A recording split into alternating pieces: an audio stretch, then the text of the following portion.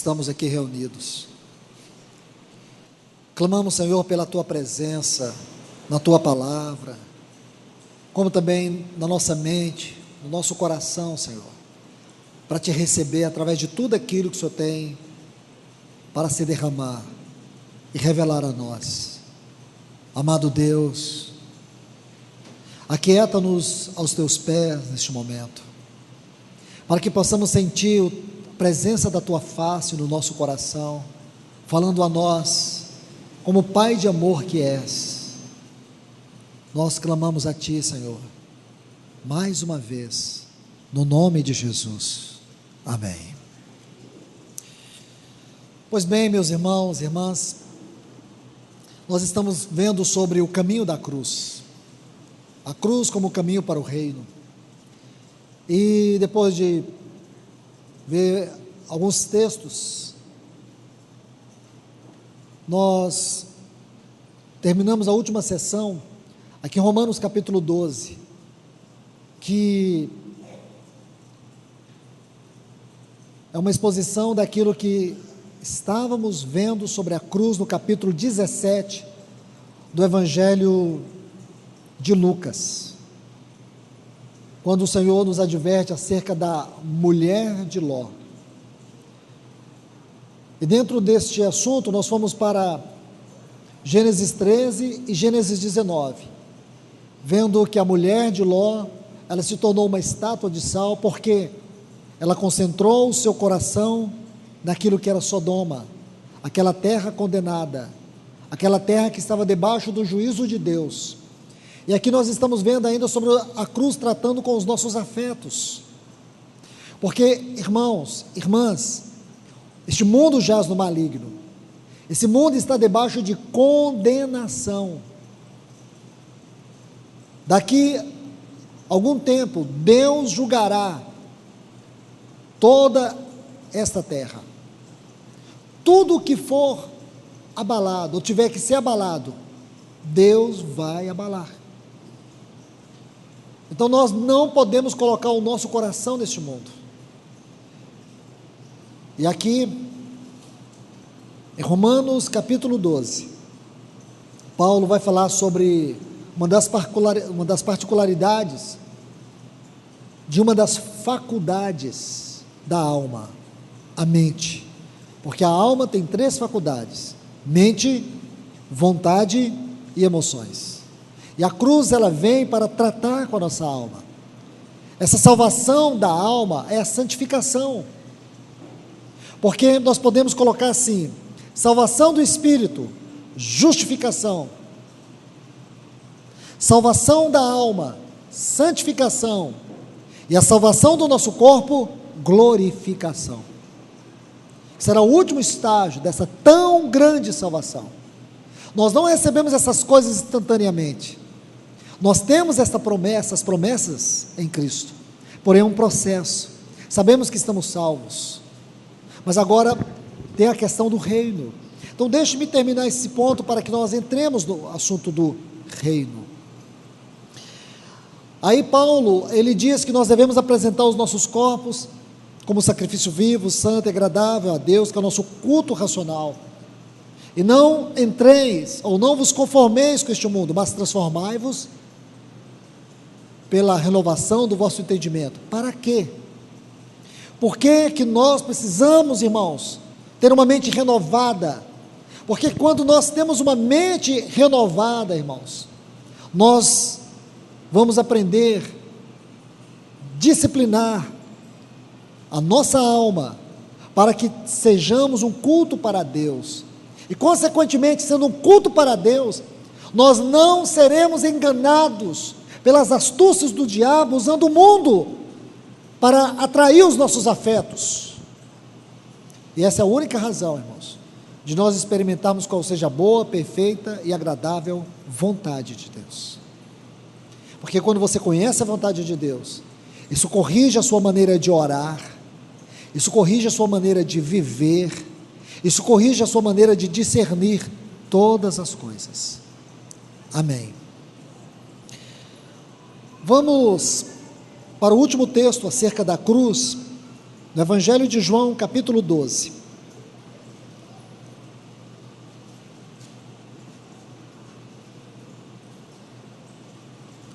Evangelho de João, capítulo 12.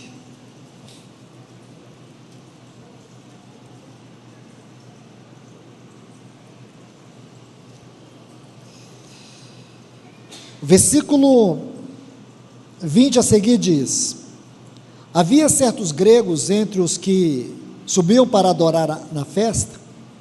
Esses, pois, se aproximaram de Filipe, que era de Betsaida da Galileia, e lhe rogaram dizendo: Senhor, queremos ver Jesus. Filipe foi dizê-lo a André. Então André e Filipe disseram a Jesus. Jesus lhes respondeu dizendo: é chegada a hora para que o Filho do Homem seja glorificado. E em verdade vos digo que se o grão de trigo caindo na terra não morrer, fica ele sem fruto. Quem ama a sua vida, perdê-la-á. Quem aborrece sua vida neste mundo, guardá-la-á para a vida eterna. Se alguém me serve, siga-me.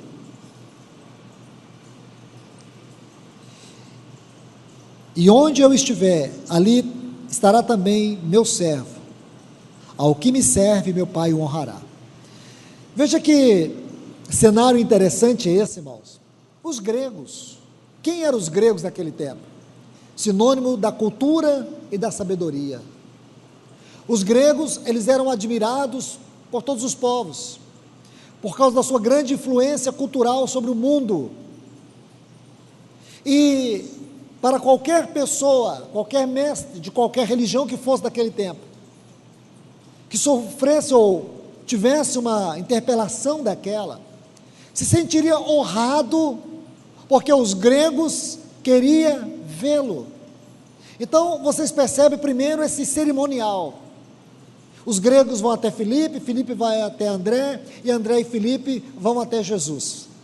E quando eles chegam diante do Senhor, para poder apresentar Jesus aos gregos, Jesus, sem o menor formalismo, desconsiderando tudo aquilo, ele já foi no ponto central. Ele diz: é chegada a hora do Filho ser glorificado. Eu gosto muito disso, irmãos, porque o nosso Senhor, ele vai dizer: é chegada a hora para que o Filho do Homem seja glorificado. Depois ele diz: e em verdade vos digo que se o grão de trigo caindo na terra não morrer, fica ele só. Aí, depois, quem ama a sua vida, perdê-la-á. Quem aborrece a sua vida, neste mundo, guardá-la para a vida eterna. Ora, o que tem a ver tudo que Jesus falou com aquilo que os gregos queriam ver? Eu penso, irmãos, que aqueles gregos devem ter ficado boquiabertos, abismados, com a falta de cerimonialismo do Senhor. Aqueles que eram considerados a pirâmide mais elevada, a ponta da pirâmide mais elevada da sabedoria, está ali diante do Senhor Jesus, e ele não toma conhecimento, ele não dá a eles nenhuma ousadia. Sabe por quê, irmãos? Nosso Senhor, ele nunca esteve preso à psicologia de massa, ou a qualquer forma de projeção ou de glória pessoal. Ele nunca se sentiu honrado pelo aplauso de qualquer pessoa. E isso aqui é lindo, irmãos. Este é o nosso Senhor, este é o nosso modelo de homem, nosso modelo de caráter, porque a cruz, ela vem tratar com a nossa glória pessoal. Seria para muitos uma grande honra, uma visitação dos gregos. Aqueles gregos queriam ver Jesus. O que eles viram ali? Eles não viram, eles ouviram. E o que eles ouviram, a sabedoria deles não poderia ajudá-los a discernir. O que ele quer dizer? O grão de trigo caído na terra, se ele não morrer, fica só, mas se morrer, produz muito fruto. Eu pergunto para vocês, o que os gregos poderiam extrair dessa verdade? Nada. Muito mais. O que eles entenderam quando Jesus disse: quem ama a sua vida, perdê-la-á, e aquele que aborrecer sua vida neste mundo, achá-la-á. O que eles entenderam? Essa pequena e curta mensagem de Jesus foi um enigma para eles, que a filosofia deles não poderia tocar. Jesus não tem compromisso com esse formalismo, com projeção pessoal, com glória pessoal. Ele diz: chegou a hora do Filho do Homem ser glorificado, não por esses gregos, mas aonde ele foi glorificado? Quando ele foi esmagado lá na cruz do Calvário. Eu te pergunto, para o mundo, qual seria a glória da cruz? Nenhuma, porque a cruz era sinônimo de maldição, como está em Gálatas 3,13, maldito todo aquele que for pendurado no madeiro. Ele se tornou maldição no nosso lugar, diz Paulo em Gálatas 3. Não havia nenhuma glória para o mundo, aquela cruz, mas para o nosso Senhor, aquele foi o lugar onde ele foi glorificado, e onde o Pai foi exaltado em sua própria morte, a morte do seu Filho. Então, meus irmãos amados, meus queridos irmãos, este é o trabalho da cruz, corrigir ou nos livrar da glória pessoal, porque o nosso ego gosta tanto disso, irmãos. Nosso ego gosta de aplauso, gosta de ser valorizado, reconhecido. É duro você fazer um trabalho e ninguém te agradecer. Duro é quando tem críticas. Aí, irmãos, o nosso ego vai lá para a sepultura. Você servir e só ter reprovação. Você ser fiel a Deus e ninguém reconhece isso. Ah, irmãos, isso é ego. Jeremias pregou 40 anos. Não foram 40 dias, 40 anos. Ninguém deu crédito à mensagem dele. Ele foi reprovado, ele foi rejeitado, ele foi preso. Ele tinha consciência da verdade, tinha consciência do seu ministério, mas lá atrás, Deus falou para ele: eu te chamei para arrancar, derrubar e destruir. Quem quer um ministério desse? Ninguém quer, irmãos. Arrancar, derrubar e destruir. A gente quer um ministério que a gente possa construir, para que todos vejam. A gente quer construir a nossa torre de Babel, para colocar ali o nosso nome. É isso que o nosso ego quer, o meu ego quer, o nosso ego quer. Mas a cruz, irmãos, ela é necessária, ela vem esmagar o nosso ego. Ela vem. Foi isso que Jesus fez na vida de Pedro. Pedro sempre se levantou, Pedro sempre se colocou à frente dos demais discípulos, mas Jesus sempre tratou com o ego de Pedro, esmagando o ego dele. Porque, irmãos, um homem que não for trabalhado pela cruz, ele não pode trabalhar para Deus. Um homem que não tiver o seu ego tratado pela cruz, ele não pode servir na obra de Deus. Não é seminário que nos habilita, é o trabalho da cruz. É o trabalho da cruz. Porque a cruz nos torna quebrantados, rendidos. Sem a cruz, nosso ego está lá em cima, irmãos. Aí nós vamos querer ser popular, espetacular e poderoso.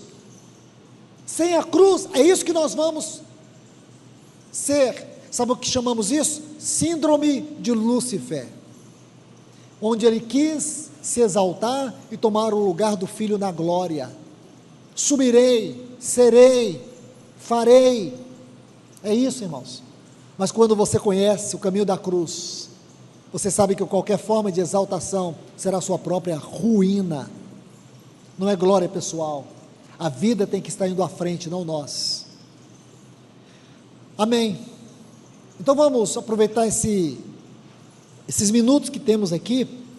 Vamos meditar um pouco sobre o reino. O reino. O assunto reino, irmãos, foi o assunto mais abordado pelo nosso Senhor Jesus. Para vocês terem uma ideia, ele falou mais de reino do que de salvação. Não que a salvação não fosse importante, salvação é importante, porque sem ela nunca poderemos alcançar o reino. A questão do reino envolve toda a realidade prática da vida cristã. Reino é responsabilidade. Um princípio que nós temos que entender sobre o reino: responsabilidade. Você já leu sobre galardão, coroa? Galardão, coroa são sinônimos do reino. Do reino. Meus irmãos, a igreja não tem compreendido isso claramente, faz uma confusão sobre esse ponto.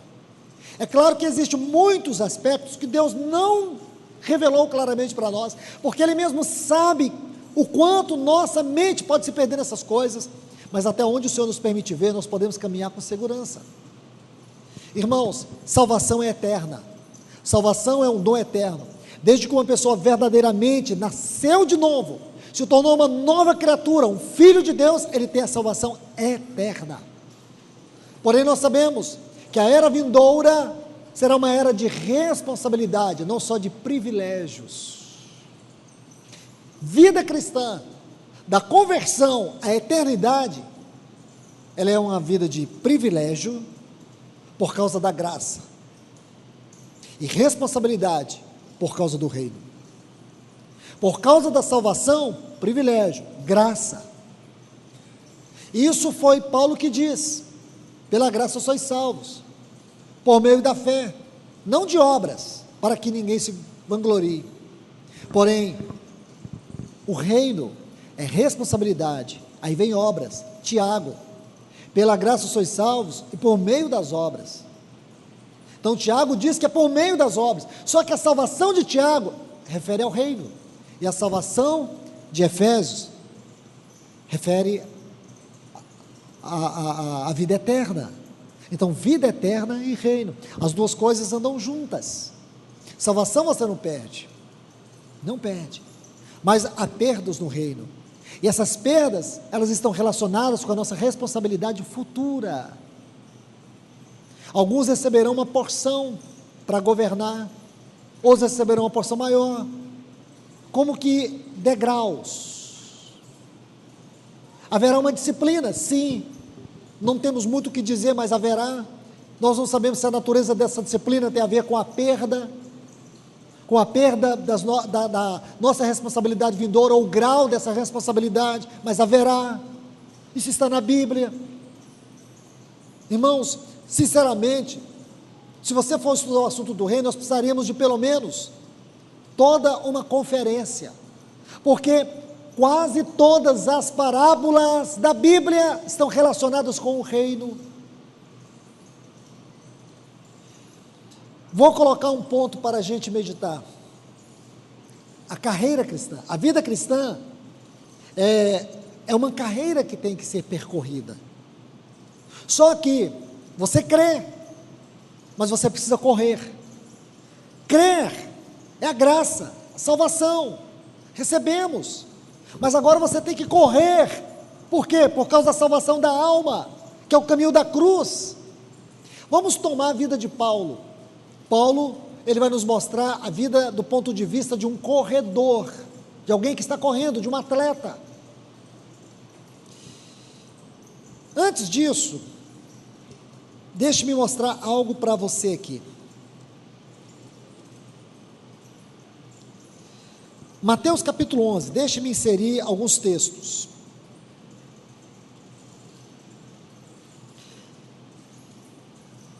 Mateus capítulo 11. Vamos ler alguns textos aqui.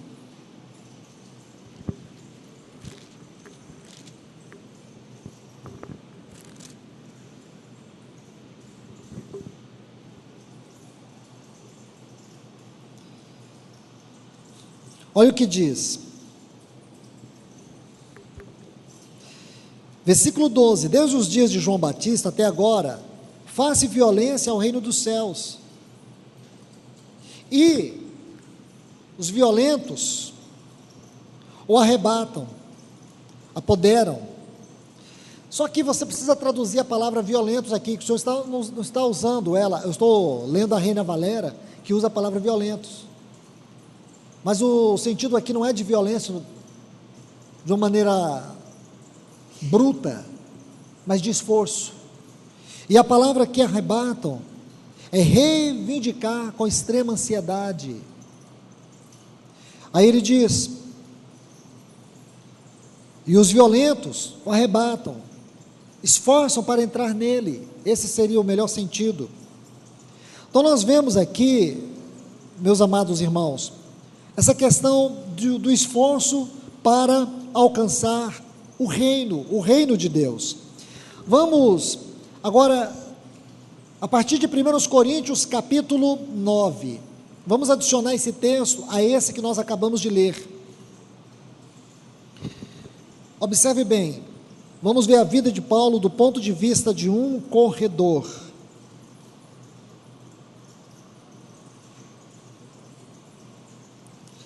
Versículo 25 diz, 1 Coríntios 9, 25, todo aquele que luta, em tudo exercita o domínio próprio. Eles, na verdade, para receber uma coroa corruptível, mas nós uma incorruptível. Está falando de reino, lembre-se, coroa, galardão, reino. Portanto, eu dessa maneira corro, não como ao acaso, dessa maneira golpeio, não como que golpeia o ar, mas trato severamente o meu corpo, e o ponho em servidão, para que, havendo proclamado a outros, eu mesmo não seja reprovado. Vamos analisar esses textos.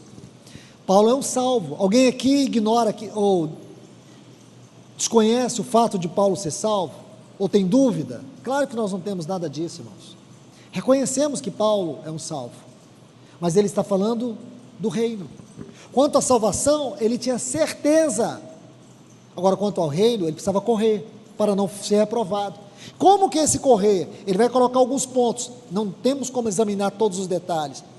Olhe no versículo 25, ele diz assim: todo aquele que luta em tudo exerce domínio próprio.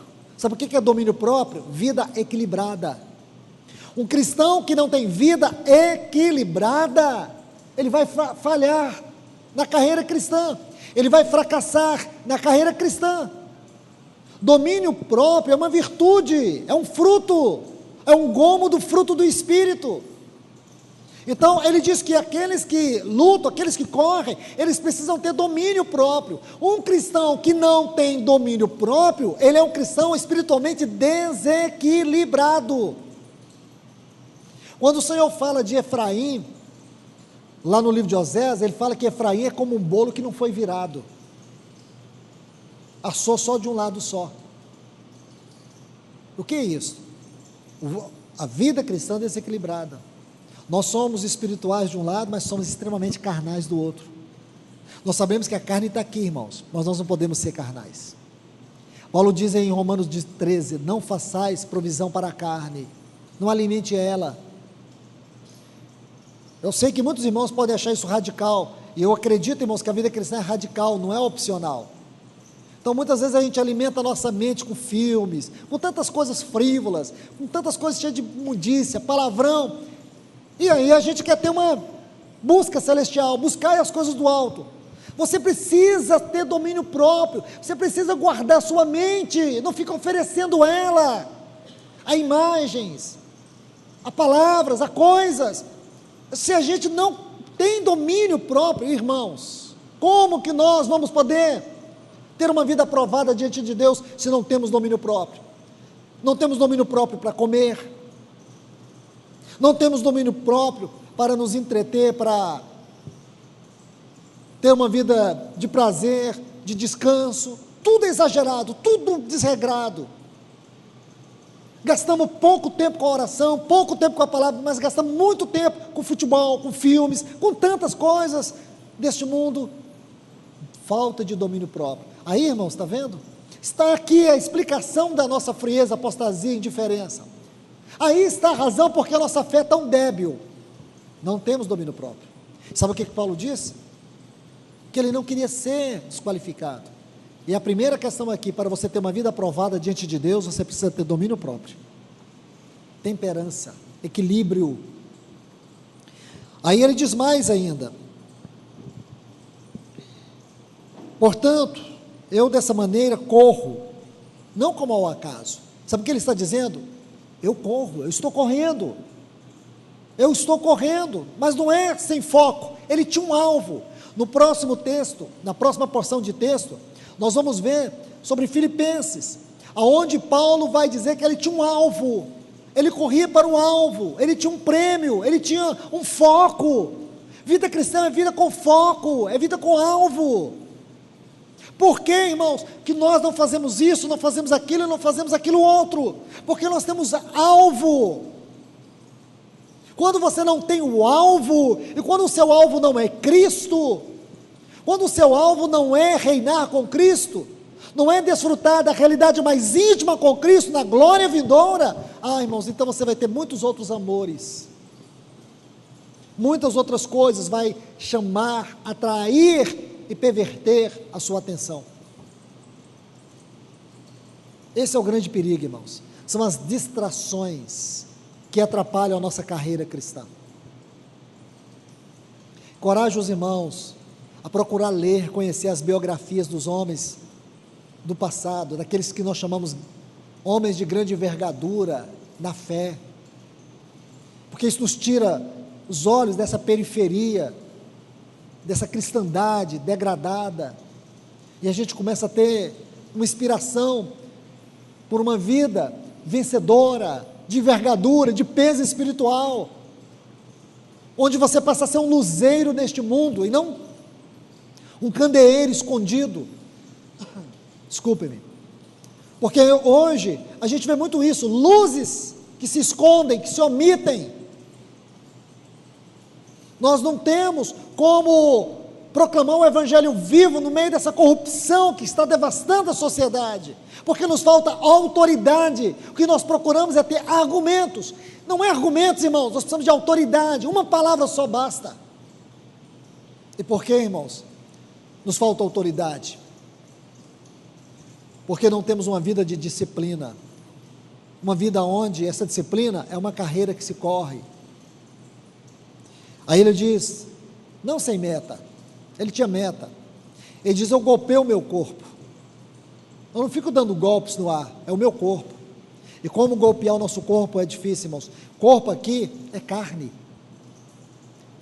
se você estudar o tema aqui é genérico, então você sabe muito bem que ele está falando de golpear a nossa carne, porque a carne, irmãos, e aqui eu quero colocar as faculdades da alma, o que eu sinto, o que eu penso e o que eu quero, se não for controlado pela vida do Espírito, os meus sentimentos serão todos sentimentos carnais.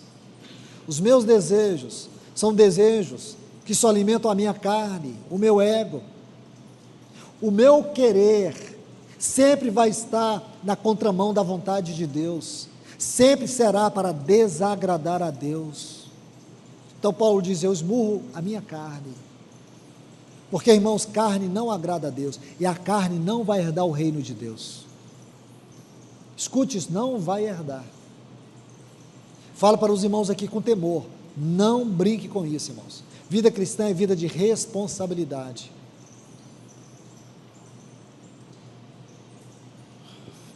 Então Paulo, ele não temia perder a salvação, ele temia perder o reino. Ele temia ser reprovado no reino. Você sabe que, segundo aos Coríntios, capítulo 5, versículo 10, diz que Deus, Ele vai julgar-nos no tribunal de Cristo. Então veja bem, esse tribunal não é para tratar com os nossos pecados, não tem nada a ver com os nossos pecados já foram tratados lá na cruz do Calvário, isso aqui vai ser para tratar com a nossa responsabilidade, tudo aquilo que fizermos por meio do corpo, está lá, 2 Coríntios 5:10, todos nós vamos comparecer diante do tribunal de Cristo, aqui é onde vai ter a aprovação e a reprovação, então muito cuidado, irmãos. Vamos ler Filipenses capítulo 3,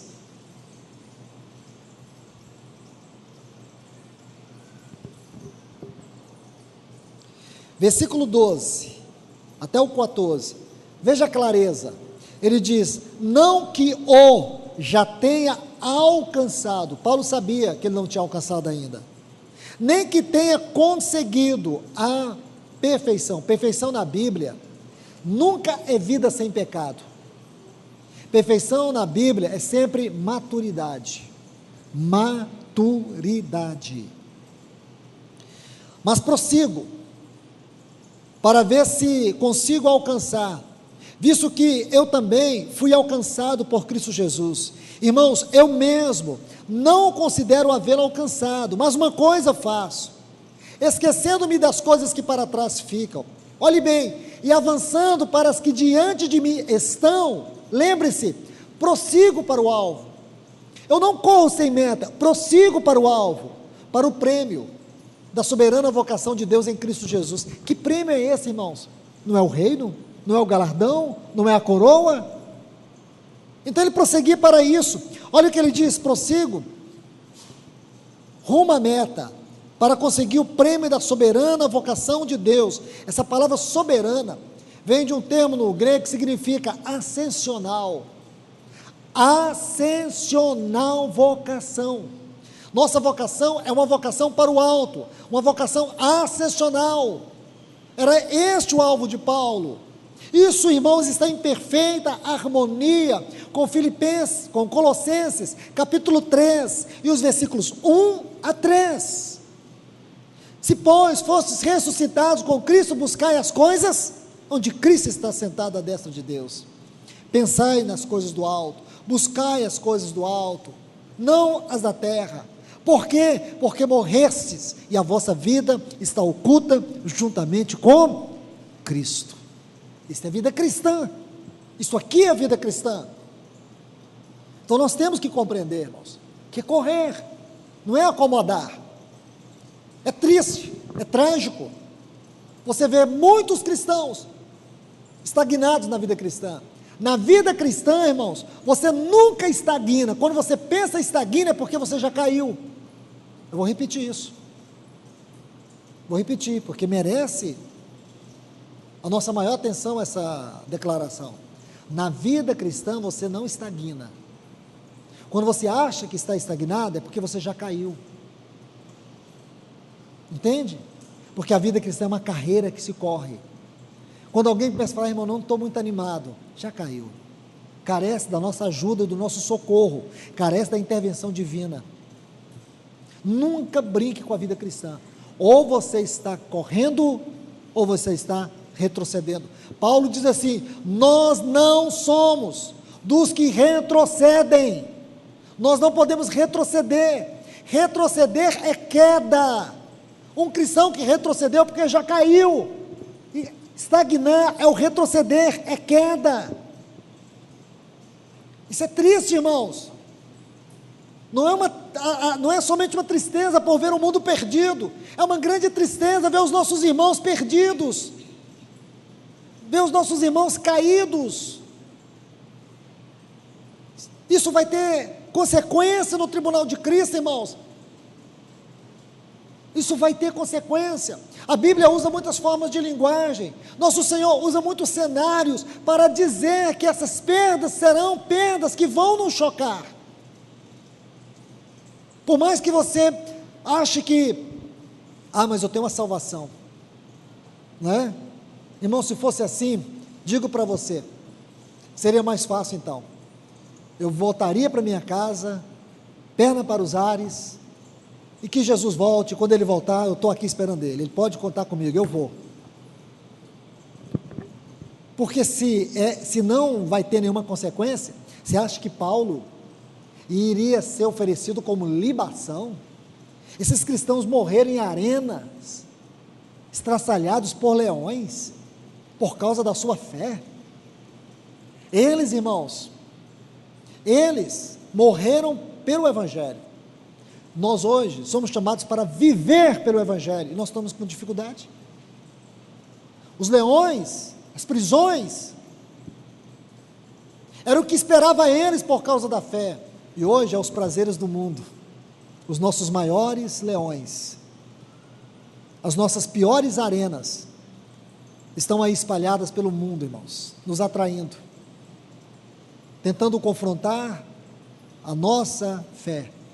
E hoje nós somos chamados para manter o testemunho da vitória do Calvário, e não ser levados pelos prazeres deste mundo, negar a nossa alma, colocar nossa mente, nossa vontade e emoções debaixo do trabalho da cruz, para que não vivo eu, mas Cristo viva em mim.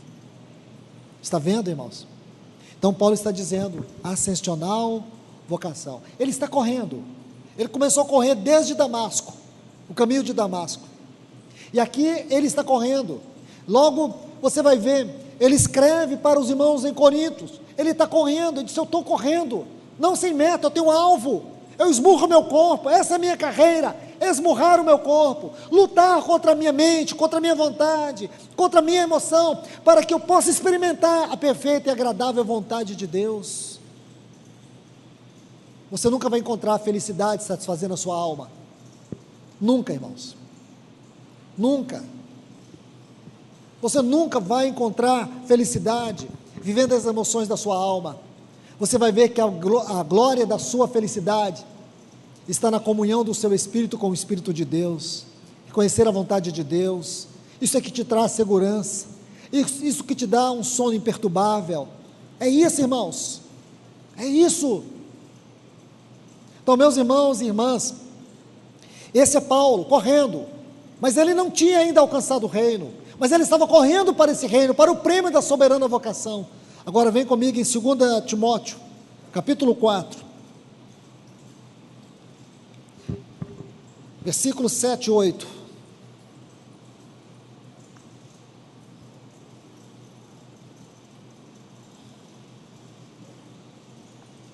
Segunda Timóteo, capítulo 4.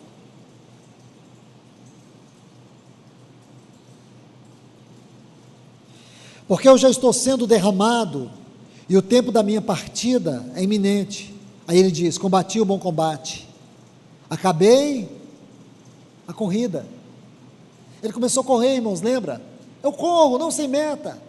Depois ele diz: eu prossigo para o alvo, para o prêmio da soberana vocação de Deus em Cristo Jesus. Ele está correndo, mas aqui ele diz: agora acabei a carreira.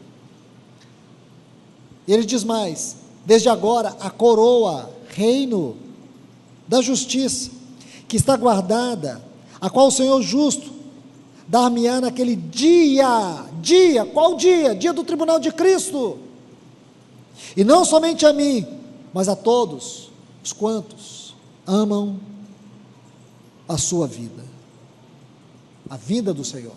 Então aqui ele terminou a carreira, mas terminou consciente de que a coroa, que ele tinha alcançado o reino. Então, meus irmãos, isso é muito sério, extremamente sério. Se nós negligenciarmos essa convocação do Senhor, essa responsabilidade sobre o reino, se nós tratarmos isso com descaso, se nós levarmos a vida cristã de qualquer jeito, sem domínio próprio, sem um fruto do Espírito, sem a presença, a obra do Espírito, sem andar no Espírito, sim, haverá perdas. Vamos examinar do outro ponto de vista sobre o reino. Mateus, por favor, capítulo 24. Mateus, capítulo 24.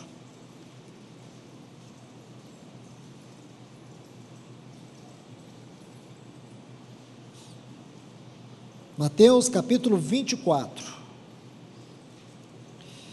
Versículo 45, preste bastante atenção nos detalhes. Quem é, pois, o servo fiel e prudente, o qual pôs seu senhor à frente dos seus criados, para dar-lhe o sustento a seu tempo? Quem é? Está perguntando, quem é esse servo? Bem-aventurado é aquele servo, que o seu senhor, quando vier, naquele dia, o achar fazendo assim. Responsabilidade, fazer. Irmãos, muito cuidado com o querer e o fazer, porque a gente fica muito entre o querer, eu quero, e muitas vezes entre o nosso querer e o fazer, existe um oceano que separa. Vida cristã não é uma vida de querer, vida cristã é fazer, é agora. Não saia daqui dizendo, eu vou querer correr a carreira cristã, não se engane. É uma coisa que Satanás coloca na mente de muitas pessoas. Eu quero, irmão, eu quero me tornar um homem de oração, eu quero ser uma pessoa séria na palavra. Para com esse negócio de querer, irmãos, não se engane. Satanás colocou esse vício de linguagem, essa retórica na sua cabeça, você fica sempre no querer. Pare com isso, assuma que você não consegue, vá aos pés do Senhor e tome uma posição. Vou orar, eu vou levar a palavra de Deus a sério. Comece, dê os primeiros passos, ande por fé, não por vista, ande por fé, seja sério com Deus, porque Deus é sério, e é santo, e porque Ele é sério, Ele é santo, Ele não vai, irmãos, passar a mão na nossa cabeça, porque fomos negligentes na vida espiritual, na nossa carreira cristã. Então veja bem, continuamos aqui. Em verdade, versículo 47, então se o servo for bom, for fiel, olha o que diz, em verdade, naquele dia, lembra, quando o Senhor vier, ou achar fazendo assim, em verdade, vos digo que lhe confiará todos, então o que vai acontecer, naquele dia, olha aqui a frase, naquele dia, tribunal de Cristo, quando nossas obras forem julgadas, irmãos, temos que parar aqui, porque eu preciso de um texto, alguns textos, para colocar exatamente nesse ponto, exatamente, deixe-me ler o texto todo, eu vos digo que lhe confiará todos os seus bens. Então vamos daqui para 1 Coríntios capítulo 3, 1 Coríntios capítulo 3,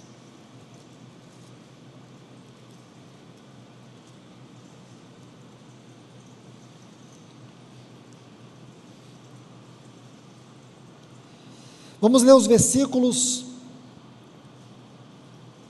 11 e 12, porque ninguém pode pôr outro fundamento além do que está posto, o qual é Jesus Cristo. Leamos o 12 e o 13, e se alguém edifica sobre este fundamento, ouro, prata, pedras preciosas, madeira, feno e palha, a obra de cada um se fará manifesta, porque olha a frase, o dia, é aquele dia, irmãos, o dia do tribunal de Cristo, a declarará, pelo fogo será revelada, e o mesmo fogo provará a qualidade da obra de cada um. Fogo aqui, irmãos, nos fala da justiça de Deus, justiça. Então o que é? Ouro, prata, pedra preciosa. Não tira os olhos daquele servo de Mateus capítulo 24, ouro aqui fala da natureza, da glória, do caráter de Deus. Ora, ele não está falando disso, ele está falando que a nossa obra, ela tem que ter essa autenticidade, ou autenticação do ouro, ela tem que revelar a natureza, a glória e o caráter de Deus. Você pensa, irmãos, o quanto é sério pregar, o quanto é sério servir a Deus em qualquer esfera, porque se aquilo que nós estamos fazendo pela unção do Espírito, pela obra do Senhor na nossa vida, não refletir a glória e o caráter de Deus, então não é uma obra aprovada. Aí ele fala ouro, prata. O que é prata? Prata é aquilo que corresponde à obra de Cristo. Será que o nosso serviço reflete a obra de Cristo? É o resultado do que Cristo está fazendo na minha vida? Porque tem muita gente querendo fazer a obra de Deus. Lembra da história do Ahimaás, aquele servo que foi levar a mensagem para Davi sobre a morte de Absalão? Vocês se lembram?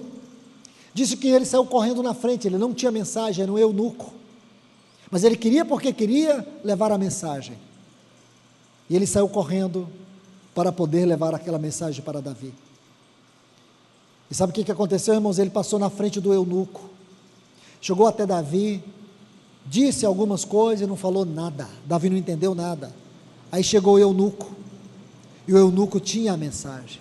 E muitos são igual a Ahimaás, eles querem fazer a obra de Deus, mas eles não têm o chamado de Deus, acham que isso é muito bonito, até porque Paulo diz assim, se alguém deseja episcopado, excelente obra almeja. Irmão, está vendo? Você não está entendendo Paulo, irmãos, por favor. Naquela época, ninguém queria fazer parte. Episcopo é um termo utilizado para definir o ministério pastoral naquele tempo. Era uma das características dos anciãos das igrejas. Entende? Ninguém queria, porque eles eram os primeiros a morrer, eram os primeiros a ser levados para a prisão. Por isso que Paulo está dizendo, irmãos, ora, em outro lugar, se referindo ao ministério apostólico, ele diz assim: parece que nós, os apóstolos, Deus colocou em último lugar, nós somos escória. Escória. Estão vendo, irmãos? Escória. Então nós temos que saber que o ministério tem que ser resultado do trabalho de Cristo na nossa vida. O trabalho da cruz e da palavra é resultado de ministério. Sem o trabalho da cruz, sem o trabalho da palavra, irmãos, não adianta você fazer o melhor seminário, não adianta você ter a maior biblioteca, se você não passou pela escola de Cristo, se você não entrou naquela faculdade chamada Querite, onde Deus levou Elias. Querite significa cortar na medida certa. Ali você vai ver no capítulo 17 de 1 Reis, ele entra como Elias de Tisbé, mas lá no final, antes de entrar no capítulo 18, ele é chamado de um homem de Deus. Entre o Elias de Tisbé e um homem de Deus tem um lugar chamado Querite, o trabalho da cruz, cortar. Porque se não cortar, irmãos, só ego, só soberba, orgulho. Vamos chamar a igreja de minha igreja, a minha igreja, o meu ministério, e nós não somos nada com nada, irmãos. Paulo diz assim, Efésios 3:8, a mim o menor de todos os santos. A palavra menor ali, a tradução dela é o resultado do nada com o nada. Paulo se sentiu nada. Ele sabia que, como apóstolo para o mundo, Deus colocou ele em último lugar, era escória. E você está achando que isso é uma fantasia? Você pode ver muitos homens aí tentando ser popular, espetacular e poderoso. É porque eles já foram possuídos pela síndrome de Lúcifer. Como diz Tiago, é como uma nuvem sem água, uma árvore sem fruto e destes desprovidos. Triste, irmãos, ministério seco, árido, sem vida. Compreende, irmãos? Sabe o que você vai deixar para trás se você caminhar por essa estrada? Um caminho de morte. Caminho de morte. Quando você olhar para trás, seus companheiros já divorciaram todos, os jovens estão destruídos, tudo acabado. Você olha para trás, tem mais pessoas destruídas e derrotadas do seu lado, do que pessoas vivendo uma experiência ascensional. Sabe por quê? O trabalho da cruz de Cristo não se evidenciou na sua vida. Ouro, prata e pedras preciosas. O que são as pedras preciosas? A obra do Espírito Santo. A obra do Espírito Santo tem que ser a grande evidência do nosso serviço, porque é Ele, o Espírito Santo, que nos habilita, é Ele que nos inspira, é Ele que nos unge, Ele é o nosso companheiro, Ele é o nosso intercessor, sustentador, é Ele que nos enche. Se você pegar a frase cheios do Espírito no livro de Atos, a ênfase dessa frase sempre está relacionada com o serviço. Estevão, cheio do Espírito Santo, Pedro e João, cheio do Espírito Santo, sempre tem a ver com o serviço. O homem cheio do Espírito Santo não é um cristão que fica pipocando em reuniões, pulando e saltando. O homem cheio do Espírito Santo, ele tem evidência de vida, de ministério e de serviço a Deus. Pedras preciosas. Mas se não for isso, irmão, sabe o que vai ser? Olha o que ele diz, vai ser madeira. O que é madeira? Natureza humana. O que é palha? Obra humana. E o que é o feno? Glória humana. Se não é, irmãos, ouro, prata, pedras preciosas, inevitavelmente vai ser madeira, palha e feno. Natureza humana, obra humana e glória humana. Ah, que triste, irmãos. Sabe o que vai acontecer? Os olhos da santidade e da justiça de Deus no seu tribunal vai tornar isso aí tudo reprovado. É isso que Paulo temia, irmãos. Ele não queria ser reprovado. Por isso que ele diz, irmãos, que ele esmurrava o seu corpo. Como nós precisamos, irmãos, ser severos conosco. Oh, irmãos, que Deus nos ajude. Deus nos ajude, porque nós temos uma carne terrível, uma carne que só quer o prazer, que só quer a glória dela, que quer usar tudo ao seu favor, essa carne terrível que está dentro de nós. E essa carne precisa ser trabalhada pela cruz, que nós venhamos agradecer a Deus por Ele nos limitar através do trabalho da cruz, usando providências, situações, para nos manter na medida certa. Meus amados irmãos e irmãs, vamos voltar à nossa leitura aqui. Mateus capítulo 24.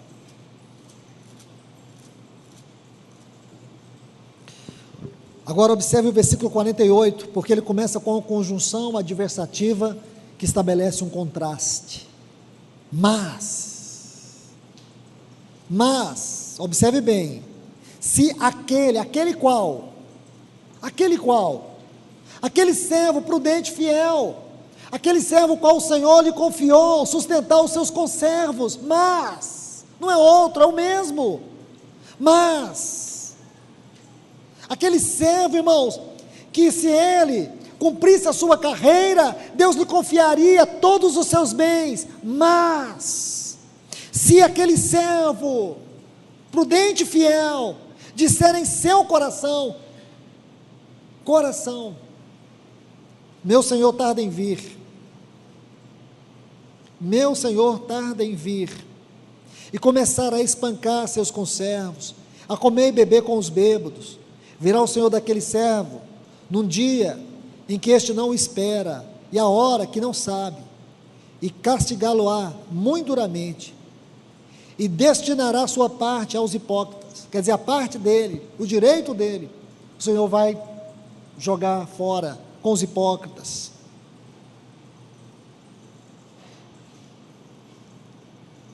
E ali haverá choro e ranger de dentes. O Senhor vai pegar aquela parte que ele deveria, olha a parte dele, irmão, sabe qual é a parte? A parte do reino, porque ele vai sofrer uma perda,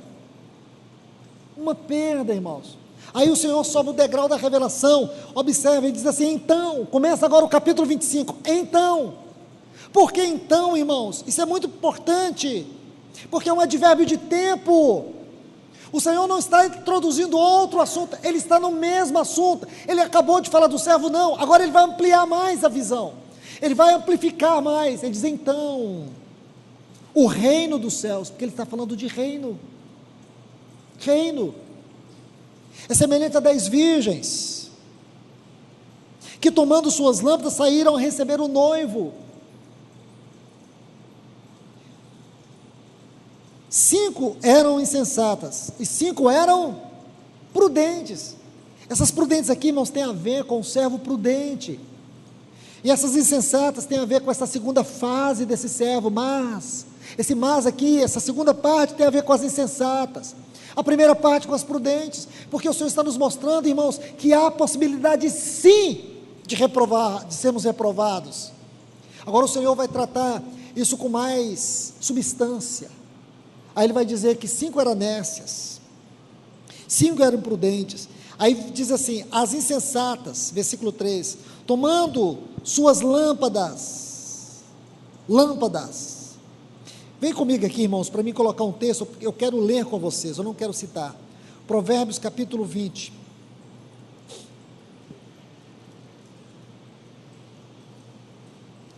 versículo 27, diz assim, a lâmpada, está vendo aí? A lâmpada do Senhor é o espírito do homem.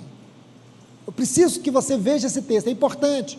Então, quando o Senhor está falando de lâmpada, isso aqui é uma figura do quê? Do nosso espírito. Lâmpada do Senhor é o espírito do homem.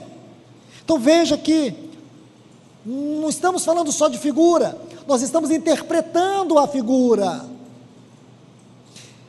Não levaram consigo azeite. Azeite, irmãos, é uma figura do Espírito Santo. Uma figura do Espírito Santo.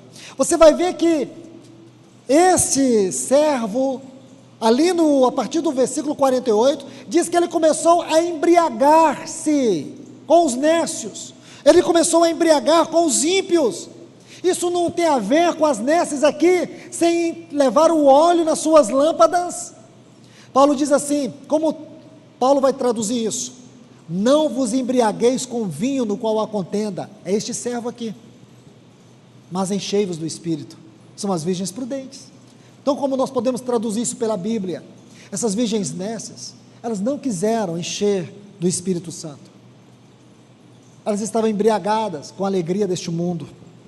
Aí diz assim, mas as prudentes levaram azeite em sua vasilha, vasilha que é uma figura do nosso corpo, juntamente com as suas lâmpadas, porque a lâmpada é uma figura do Espírito, isto é, apresentar os nossos corpos como sacrifício vivo, santo e agradável a Deus. Nossos corpos, vasilhas, aqui operam os 5 sentidos do nosso corpo.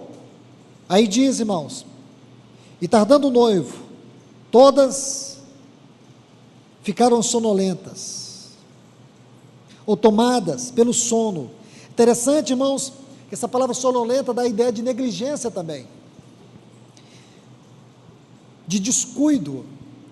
É uma referência a essa época de apostasia, na qual todos nós estamos, antes da volta do Senhor.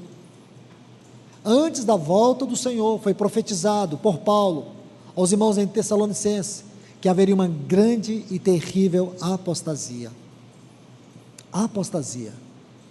Então, por favor, aí, versículo 7, diz que então todas as virgens se levantaram e prepararam suas lâmpadas, e as insensatas disseram às prudentes, dá-nos do vosso azeite, porque as nossas lâmpadas se apagaram. Lâmpadas se apagaram. Negligência, irresponsabilidade. Irmãos, é responsabilidade nossa ter uma vida cheia do Espírito, é uma responsabilidade nossa andar no Espírito, porque quando a Bíblia diz, enchei-vos do Espírito, o verbo ali está no imperativo, no modo imperativo. Andai no Espírito, o modo é imperativo. Quando você diz assim, irmão, mas nós não podemos pedir o Espírito Santo, bom, você que sabe, mas o Senhor já deu, ele se tornou o Espírito de habitação. No Velho Testamento, o Espírito Santo vinha sobre reis, sobre os sacerdotes, sobre os juízes, porém não habitava. É aquela segunda fase da pomba de Noé. Lembra quando Noé soltou a pomba a primeira vez? Me perdoe, segunda fase não, a primeira. Na primeira fase, ela voou e voltou. Isso está em Gênesis 8. Na segunda fase, ela voou e trouxe uma folha, um ramo de oliveira, porque fala do Espírito Santo sobre Cristo. Lucas capítulo 4, ele diz, o Espírito do Senhor está sobre mim. O Espírito Santo estava sobre ele, veio sobre ele. E depois, ele soltou a pomba pela terceira vez, ela voou e não voltou. O Espírito Santo no Pentecoste, ele veio se tornar o Espírito de habitação. Estão vendo, irmãos? Isso é sério. É isso que o Senhor está falando nessas parábolas. Negligência, irresponsabilidade. Irmãos, permita-me, o nosso tempo já está terminando. Em 4 minutos eu quero terminar. Agora, por favor, quero te mostrar algo. Capítulo 26.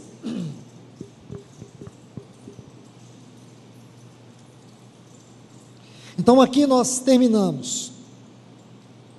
Me perdoe, não é o capítulo 26, me perdoe. Capítulo 25, vamos ficar por aqui. Existem mais alguns pontos que eu gostaria de compartilhar, mas não há condição. Nosso tempo já foi. Mas encorajo vocês a prestar atenção em vários detalhes aqui. No versículo 10, quando diz assim, veio o esposo e as que estavam preparadas. Está vendo? Depois você vai ver a frase, e fechou-se a porta. Aí versículo 11, elas gritaram, abre-nos a porta. E no versículo 13, preste atenção, vigiai. Essa palavra é importante, irmãos. Essa palavra, a tradução dela significa, dê a máxima atenção. Dê a máxima atenção. O Senhor está dizendo para nós, dá atenção a isso, irmãos, a essa parábola. Porque isso aqui está falando de responsabilidade espiritual. Agora, ele diz assim, a partir do versículo 14, porque o reino dos céus, então ele continua tratando o mesmo assunto, é semelhante a um homem que ao sair em viagem, chamou seus servos, e lhes confiou seus bens, responsabilidade, a um deu 108 quilos de prata, ao outro 143 quilos de prata, e a outro somente 21 quilos de prata. Então ele deu 5 talentos, 2 talentos e 1 talento, porque eu estou lendo na versão Reina Valera. E cada um conforme a sua capacidade. E em seguida partiu de viagem. O que havia recebido, cerca de 43 quilos, foi e negociou com ele e ganhou outros 148 quilos de prata. Do mesmo modo que havia recebido cerca de 43 quilos, ganhou também mais 43 quilos. Mas o que havia recebido 21 quilos e meio de prata, foi abrir uma cova na terra e escondeu o dinheiro do seu senhor. Então, para ganharmos tempo, irmãos, você vai ver que essa parábola fala de responsabilidade, fala de recompensa pela fidelidade e, por último, fala do perigo da negligência. Então você sabe que aquele que recebeu 5 talentos, ele granjeou mais 5. O que recebeu 2 talentos, granjeou mais 2. Mas aquele que recebeu 1 talento, ele guardou. O Senhor veio, ele requereu de todos eles aquilo que ele lhes confiou. Aquele que havia recebido 5, entregou 10. O que havia recebido 2, entregou o dobro. Mas aquele que havia recebido 1, ele disse: Senhor, eu sei o quanto o Senhor é severo. O Senhor é capaz de colher onde o Senhor não planta. Temendo, eu escondi. Este servo foi reprovado. A Bíblia diz que o Senhor o reprovou. Olhe bem, irmãos, a Bíblia diz que este servo foi reprovado diante do seu Senhor. Então isto é uma grande advertência para nós. Meus irmãos, o Senhor tem nos confiado talentos, dons, serviços. Ele não vai, irmãos, deixar passar nada diante da sua justiça, que não corresponda a ela, que não esteja de acordo a ela. Isso é tão importante, irmãos, porque se o Senhor te confiou apenas 1 talento, você pode chamar o seu talento do seu filho. Deus te confiou um filho, para você levá-lo a Cristo, ou seu esposo, ou seu lar, meu irmão. Talvez você possa dizer assim: mas Deus não me chamou para fazer nada. Não, como não te chamou? Ele te chamou. Pode ser que o seu casamento seja o grande campo missionário. Lá no tribunal de Cristo, Ele vai julgar, irmãos, é a nossa fidelidade. Não é a quantidade de coisas que fazemos, mas a fidelidade como nós correspondemos. Ele vai julgar Paulo, mas Ele vai julgar você. Suponhamos, numa visão bem simples, suponhamos que você está ali no tribunal de Cristo, na sua frente está Paulo e atrás de você está Moisés, você está no meio. Aí você pensa: meu Deus, você deve ficar constrangido, pensando assim: imagina quando Deus chamar Paulo e lhe confiar o reino, e eu, a única coisa que eu fiz foi levar minha família a Cristo. Você sabe que o mesmo galardão de Paulo será o seu? Por quê? Porque se Paulo foi fiel, se Moisés foi fiel em toda a casa de Deus, você também foi fiel naquilo que Deus te confiou. Ele não vai julgar quantidade de obras. Talvez você não foi conhecido como Paulo, talvez a sua obra não foi tão abrangente como Paulo, mas Deus não vai julgar a abrangência da nossa obra, mas a nossa fidelidade como servimos. Isso é glorioso, irmãos, porque não vai ter uma classe piramidal no reino, irmãos. Isso é muito precioso. Isso mostra, irmãos, o valor da nossa fidelidade diante de Deus. Eu sei que não tem como a gente esgotar esse assunto nessa reunião, mas peço aos irmãos que vão aos pés do Senhor, procure ler o material do irmão Stephen Cohn acerca do reino, de muitos outros irmãos, o irmão Theophilus Sparks, outro irmão que abordou esse assunto com tanta maestria divina, com inspiração de Deus. Na internet existe muito material acerca desses irmãos, para vocês compreenderem a grandeza deste assunto, porque foram irmãos equilibrados, que abordaram isso com extrema e gloriosa propriedade espiritual, e que Deus possa ajudá-los a entender, irmãos, a seriedade desses fundamentos: Cristo, a igreja, a cruz e o reino, e em especial esse assunto da cruz e do reino, irmãos, porque esses pilares, esses 4, eles formam pares, que Cristo e a igreja é um par, eles se autoconfiguram. A cruz e o reino é o outro par, eles se autoconfiguram. A igreja se completa em Cristo, e o propósito da cruz é o reino. Você vê, mas na medida, irmãos, que você percebe, eles não são apenas pilares, mas também são degraus, que nós caminhamos para a nossa jornada ascensional. Que Deus vos abençoe. Louvo a Deus pelo carinho de vocês, por ter me recebido aqui mais uma vez, por toda a atenção. Que Deus possa vos recompensar e vos abençoar. Amém. Senhor, nós te louvamos e te agradecemos. Muito obrigado por tudo, Senhor. Muito obrigado por esse tempo que nós passamos juntos aqui. Que sejamos recompensados, Senhor, com o fluir da tua palavra no nosso íntimo, no nosso coração, edificando nossas vidas, nos libertando, Senhor, de tudo aquilo que são os anelos da nossa alma. Então nós pedimos, Senhor, trata pela cruz, pelas providências do Senhor, por este caminho que muitas vezes nós recusamos a andar, essa porta estreita na qual fomos chamados a entrar. Ajuda-nos, Senhor, toma-nos pela mão, Senhor, e leva-nos pelo teu caminho, porque um dia nós queremos todos juntos participar deste reino de glória. Não queremos ser reprovados diante de ti, Senhor, não queremos ser reprovados diante da tua justiça. Então vem, Senhor, faz uma obra na tua igreja aqui neste lugar, que a tua palavra continue, Senhor, falando nos nossos corações, falando na nossa mente, nos transformando, nos libertando, nos limpando, lavando, Senhor. Nós te pedimos, grande Deus, faz a tua obra em nós, no grande nome de Jesus. Amém.